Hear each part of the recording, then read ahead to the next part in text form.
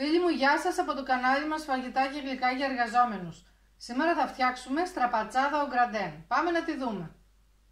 Τα υλικά μας είναι μία μεγάλη ντομάτα, 4 αυγά, ελαιόλαδο, αλάτι, ρίγανη, μία κούπα κασέρι τριμμένο και μία κούπα τυρί φέτα. Στρώνουμε την ντομάτα που την έχουμε κόψει σε ροδέλες. Ρίχνουμε πάρα πολύ λίγο αλάτι στην ντομάτα και λίγο ρίγανη. Απλώνουμε τα τυράκια. Απλώνουμε και το κασεράκι. Και τώρα ρίχνουμε τα αυγουλάκια.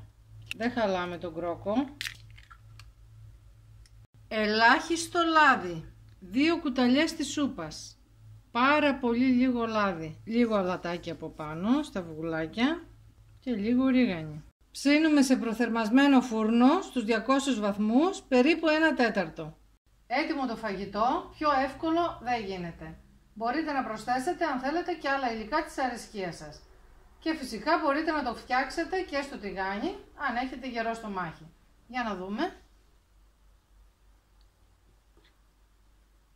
Είναι φανταστικό, είναι ελαφρύ, υγιεινότατο. Αυτά φίλοι μου για σήμερα, την άλλη εβδομάδα πάλι μαζί. Γεια σας!